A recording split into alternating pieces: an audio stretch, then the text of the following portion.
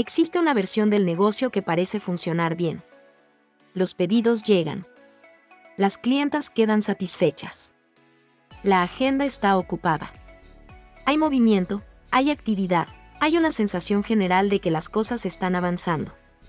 Sin embargo, los números no reflejan ese movimiento a fin de mes. No hay una explicación clara y no hubo ningún gasto extraordinario. Simplemente el dinero no alcanza y no se refleja de la manera en que debería hacerlo después de todo el trabajo que se hizo. Esa sensación tiene una causa: el precio es demasiado bajo. No un poco bajo. Demasiado bajo. Lo suficientemente bajo para que el negocio funcione en apariencia pero no en realidad. El problema es que no se ve de manera obvia. Un negocio que está perdiendo dinero por gastos excesivos tiene un problema visible. Los gastos están ahí, se pueden identificar, se pueden reducir. Un negocio que está perdiendo rentabilidad por precios demasiado bajos tiene un problema invisible. Todo parece funcionar, todo parece normal, y la causa del problema es precisamente lo que debería estar generando ingresos. El precio no se ve como el problema porque el precio está generando ventas. Lo que no se ve es que esas ventas no son suficientes para sostener el negocio de manera real. Esa incomodidad se siente con los números, en el agotamiento, en esa sensación de que algo no está bien aunque no se sepa exactamente qué. El problema es que sospechar no es suficiente para actuar. Lo que hace falta es confirmarlo para poder tomar una decisión con criterio y sin miedo. Eso es exactamente lo que vamos a revisar hoy. La mayoría de las emprendedoras que están cobrando muy poco, antes de saberlo, lo sienten. Es una sensación que les hace sentir que el esfuerzo y el resultado no están en la misma proporción. Esa intuición no es imaginación. Es el negocio mandando una señal que todavía no se sabe leer con claridad. El problema es que esa incomodidad no es suficiente para actuar. Subir los precios es una decisión que tiene consecuencias en la percepción del negocio y en el volumen de ventas a corto plazo, y tomar esa decisión basándose solo en una sensación se siente irresponsable. Entonces la respuesta más común es ignorarla. Seguir trabajando, seguir atendiendo pedidos, seguir ocupada, y esperar que en algún momento los números mejoren solos o que alguna señal más clara aparezca y justifique hacer el cambio. Los números no mejoran solos. Esa es una verdad que vale la pena decir con claridad porque muchas emprendedoras operan con la esperanza de que sí lo harán, que si siguen trabajando duro, si consiguen más clientas, si el volumen sube lo suficiente, en algún momento la rentabilidad va a aparecer. Pero un precio demasiado bajo no se corrige con más ventas. Se corrige con el precio correcto. Vender más cuando no hay suficiente rentabilidad, produce más trabajo y amplifica el problema. El negocio parece crecer por todos los indicadores visibles: más pedidos, más clientas, más presencia, más reconocimiento, y aún así, seguir siendo insostenible en el único indicador que realmente importa para que algo sea un negocio y no un pasatiempo costoso: la rentabilidad real. Hay otra razón por la que la corazonada se ignora, y esta es más sutil pero igual de importante: el miedo a confirmarla. Porque si se confirma que el precio está demasiado bajo, ya no hay excusa para no subirlo. Y subir el precio es incómodo y genera incertidumbre. Mientras la evidencia es solo una sensación, es posible seguir postergando, pero cuando hay confirmación, la decisión se vuelve inevitable, y eso da miedo. Lo que convierte la corazonada en certeza es revisar con honestidad los números que ya existen en el negocio y que no se han analizado con suficiente atención. El primer paso es dejar de ignorar la incomodidad y empezar a investigarla. Y para eso hay que saber exactamente qué buscar, y eso es de lo que vamos a hablar a continuación.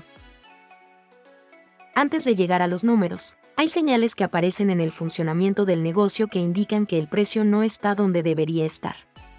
Son señales que muchas emprendedoras han notado pero no han sabido interpretar como información sobre su precio. Las han interpretado como éxito, como normalidad o como características del mercado, cuando en realidad son alertas que merecen atención.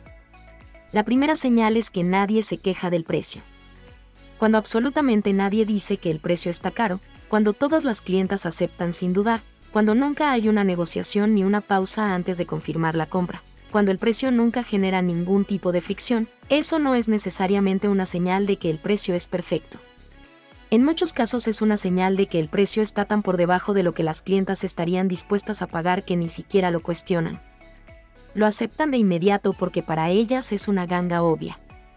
Esto puede sonar como algo positivo, nadie se queja del precio, todo el mundo acepta, no hay negociaciones incómodas. Pero lo que esa dinámica está revelando es que hay dinero que se está dejando sobre la mesa en cada venta. Cada clienta que acepta el precio sin dudar es potencialmente una clienta que habría pagado más, quizás no el doble, pero sí significativamente más, y el negocio nunca lo va a saber porque nunca lo intentó. Un precio que nunca genera ninguna fricción es casi siempre un precio que tiene margen considerable para subir. La segunda señal es la agenda siempre llena sin que los ingresos crezcan de manera proporcional. Cuando el negocio está ocupado de manera constante, cuando hay pedidos, hay trabajo, hay una sensación de que hace falta más tiempo, pero el saldo a fin de mes no refleja ese nivel de actividad. Hay un problema en la ecuación entre precio y volumen. El negocio está funcionando a capacidad, pero no está generando lo que debería generar a esa capacidad. Eso no se resuelve trabajando más, porque ya se está trabajando al límite. Se resuelve cobrando más por el mismo trabajo. Esta señal es particularmente importante porque muchas emprendedoras la interpretan al revés. Ven la agenda llena y piensan que el negocio está yendo bien.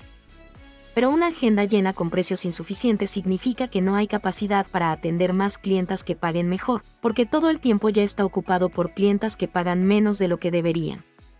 El precio bajo no solo afecta el margen por venta, también bloquea el crecimiento porque consume toda la capacidad disponible sin generar el capital necesario para expandirse. La tercera señal es el agotamiento desproporcionado al ingreso. Cuando el cansancio que genera el negocio es mayor al que justificarían los ingresos que produce, hay un desequilibrio que merece investigarse. No siempre es un problema exclusivo de precio, a veces también hay problemas de procesos, de organización, de límites con las clientas. El trabajo es el mismo. La energía que consume es la misma. Pero la compensación por ese trabajo y esa energía no corresponde a lo que debería corresponder, y ese desequilibrio se siente en el cuerpo antes de aparecer en los números. La cuarta señal es la comparación incómoda. Cuando se escucha lo que cobra otra emprendedora con un nivel de experiencia o una calidad de trabajo similar, y la reacción inmediata es yo cobro mucho menos que eso seguida de una incomodidad que no se sabe bien cómo procesar, esa reacción es información. Pero cuando esa comparación genera una incomodidad recurrente, cuando aparece en múltiples comparaciones con múltiples referencias distintas, vale la pena investigar si esa diferencia tiene una justificación real o simplemente nunca se revisó el precio con suficiente atención y honestidad.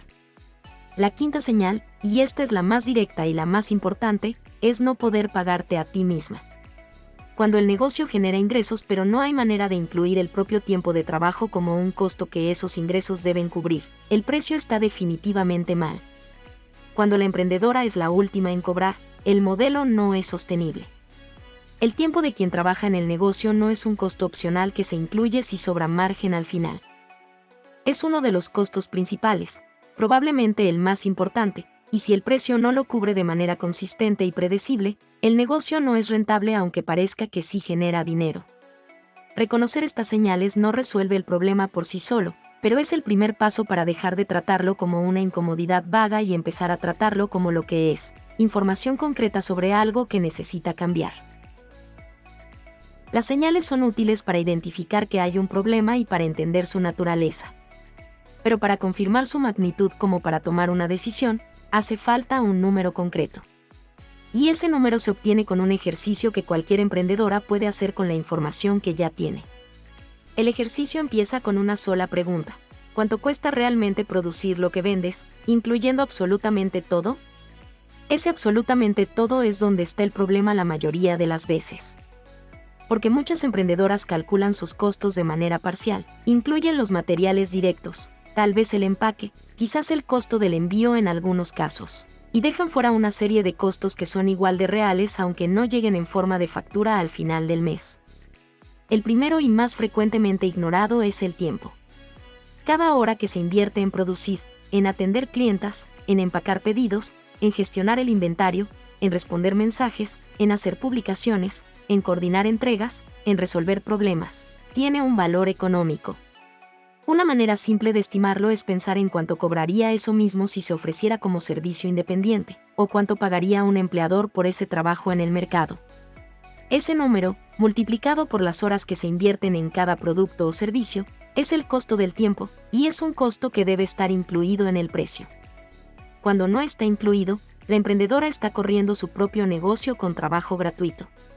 El negocio parece rentable porque no aparece el costo del tiempo en ningún lado, pero si ese tiempo tuviera que pagarse, si hubiera que contratar a alguien para hacer todo lo que la emprendedora hace, el negocio mostraría pérdidas inmediatamente.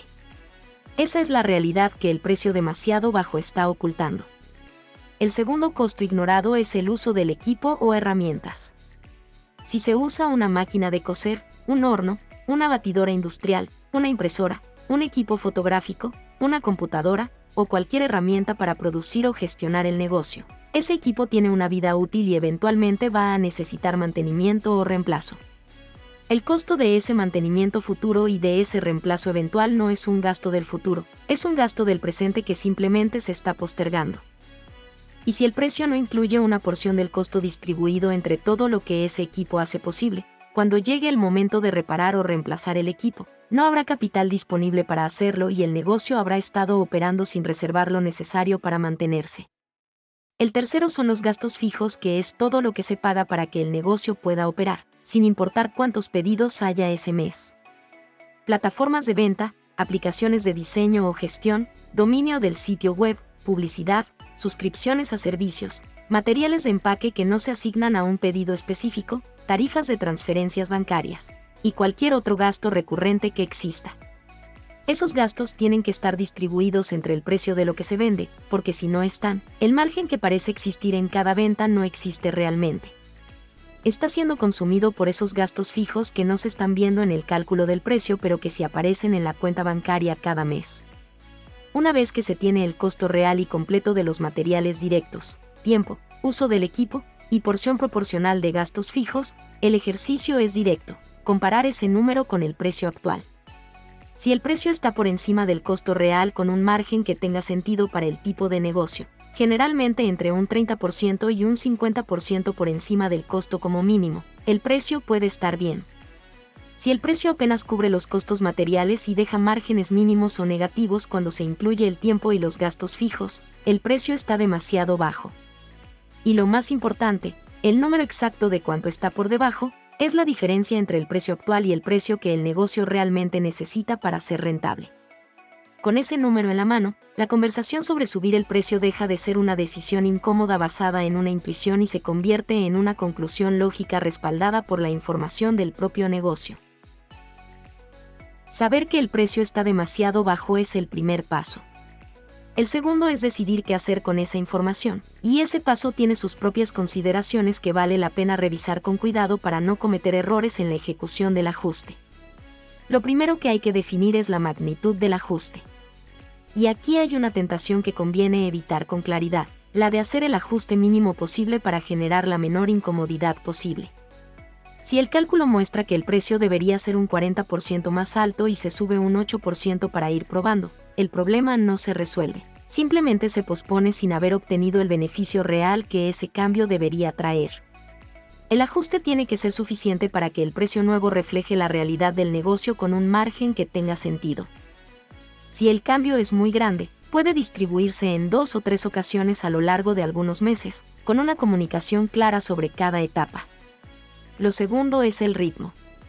La velocidad del ajuste depende de varios factores: qué tan grande es la diferencia entre el precio actual y el precio correcto, qué tan establecida está la base de clientes actuales, y qué tan elástico es el mercado específico en que opera el negocio. Un ajuste de 15% o 20% puede hacerse en un solo movimiento sin mayor complicación en la mayoría de los casos. Un ajuste de 50% o más probablemente se beneficia de hacerse en 2 etapas para dar tiempo a que la percepción del valor del negocio se ajuste junto con el precio. Pero la segunda etapa tiene que estar comprometida desde el inicio, no puede quedar como ya veremos si la primera etapa funcionó. La decisión de llegar al precio correcto tiene que estar tomada desde el principio. Lo que puede distribuirse es el tiempo en que se llega. Lo tercero es no esperar el momento perfecto para hacer el ajuste. El momento perfecto no existe, y esperar que aparezca es simplemente otra forma de postergar. Siempre va a haber una razón para esperar un poco más, que si hay un pedido grande pendiente que no conviene complicar, que si viene una temporada importante y mejor empezar el año con precio nuevo, que si hay una clienta nueva que acaba de llegar y mejor esperar a que se establezca la relación primero. Todas esas razones son reales y todas son también formas de no hacer lo que ya se sabe que hay que hacer. El momento correcto es cuando se tiene la información suficiente para tomar la decisión con criterio, que es exactamente lo que este ejercicio proporciona. Lo cuarto es no confundir la reacción inicial de algunas clientas con el resultado real del cambio. Cuando se sube el precio, es inevitable que haya reacciones. Algunas clientas dirán que está caro. Algún pedido no se concretará porque la persona esperaba el precio anterior. Habrá momentos de silencio en los mensajes. Esa reacción inicial no es el resultado, es el ruido que acompaña cualquier cambio. El resultado real es lo que pasa en el negocio en los 2 o 3 meses siguientes al ajuste, una vez que el mercado se ajustó a la nueva realidad y las clientas que llegaron lo hicieron ya con el precio nuevo como referencia. Y en la mayoría de los casos, ese resultado es considerablemente mejor de lo que se anticipaba antes de hacer el cambio. Lo quinto es registrar el proceso. Antes del ajuste, anotar los números actuales, cuántas ventas se hacen por mes, cuál es el ingreso promedio mensual, cuál es el margen por producto o servicio. Después del ajuste, en 1, 2 y 3 meses, revisar esos mismos números. Ese registro no solo sirve para evaluar el impacto del ajuste, sirve para tomar decisiones futuras con información real en lugar de intuición, y para construir el hábito de revisar los precios de manera periódica en lugar de esperar a que la situación se vuelva insostenible antes de actuar. Cobrar demasiado poco no es un error de principiante que se corrige solo con el tiempo y la experiencia. Es una decisión que tiene consecuencias concretas y acumulativas en la rentabilidad, en la sostenibilidad y en la energía con la que se trabaja todos los días. Y como cualquier decisión, se puede revisar y se puede cambiar cuando se tiene la información suficiente para hacerlo con criterio y con claridad. El ejercicio de hoy no requiere conocimientos contables avanzados ni herramientas especiales. Requiere honestidad con los números que ya existen en el negocio y disposición para incluir en el cálculo todos los costos que realmente existen, no solo los más visibles. Cuando ese cálculo se hace completo, con el tiempo incluido, con la depreciación incluida, con los gastos fijos distribuidos correctamente, la respuesta casi siempre es más clara de lo que se esperaba. Y con esa claridad, la decisión de ajustar el precio deja de ser algo que se posterga indefinidamente y se convierte en algo que simplemente se hace. Si lo que escuchaste hoy te hizo querer revisar tus números, ese impulso es valioso, no lo dejes para después. Suscríbete para no perderte el siguiente episodio, y si conoces a una emprendedora que sospecha que está cobrando de menos pero no sabe cómo confirmarlo, compártele este episodio. A veces lo único que hace falta es tener la información correcta frente a los ojos. Nos vemos pronto.